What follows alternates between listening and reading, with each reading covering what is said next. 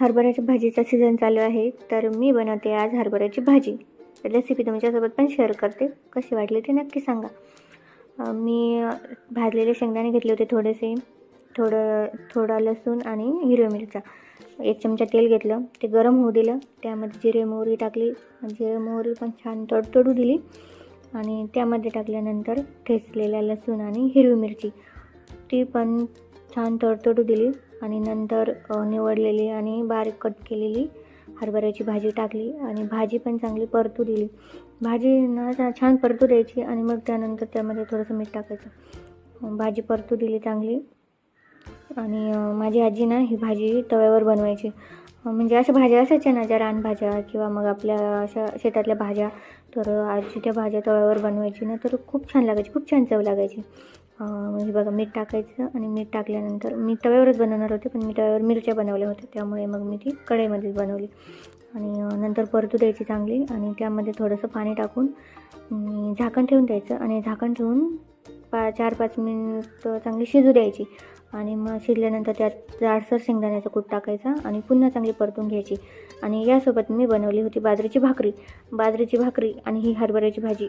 एकदम मस्त कॉम्बिनेशन आहे. तुम्ही एकदा नक्की ट्राय करा आणि कशी झाली ते मला नक्की सांगा. व्हिडिओ कसा वाटला ते पण सांगा, कमेंट करा, लाईक करा, शेअर करा आणि सबस्क्राईब करा. बाय. हाय. हरभऱ्याच्या भाजीचा सीझन चालू आहे, तर मी बनवते आज हरभऱ्याची भाजी. रेसिपी तुमच्यासोबत पण शेअर करते. कशी वाटली ते नक्की सांगा. मी भाजलेले शेंगदाणे घेतले होते थोडेसे, थोडा लसूण आणि हिरव्या मिरच्या. 1 चमचा तेल घेतलं, ते गरम होऊ दिलं. त्यामध्ये जिरे मोहरी टाकली.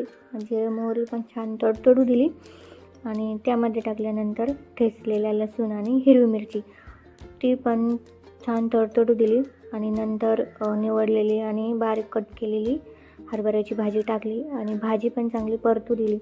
भाजी ना छान परतू द्यायची आणि मग त्यानंतर त्यामध्ये थोडंसं मीठ टाकायचं. भाजी परतू दिली चांगली आणि माझी आजी ना ही भाजी तव्यावर बनवायची.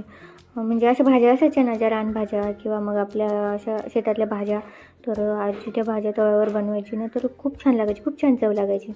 म्हणजे बघा, मीठ टाकायचं आणि मीठ टाकल्यानंतर मी तव्यावरच बनवणार होते, पण मी तव्यावर मिरच्या बनवल्या होत्या, त्यामुळे मग मी ती कढईमध्येच बनवली आणि नंतर परतू द्यायची चांगली आणि त्यामध्ये थोडंसं पाणी टाकून झाकण ठेवून द्यायचं आणि झाकण ठेवून 4-5 मिनिट चांगली शिजू द्यायची आणि मग शिजल्यानंतर त्यात जाडसर शेंगदाण्याचा कूट टाकायचा आणि पुन्हा चांगली परतून घ्यायची.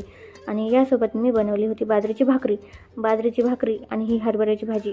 एकदम मस्त कॉम्बिनेशन आहे. तुम्ही एकदा नक्की ट्राय करा आणि कशी झाली ते मला नक्की सांगा. व्हिडिओ कसा वाटला ते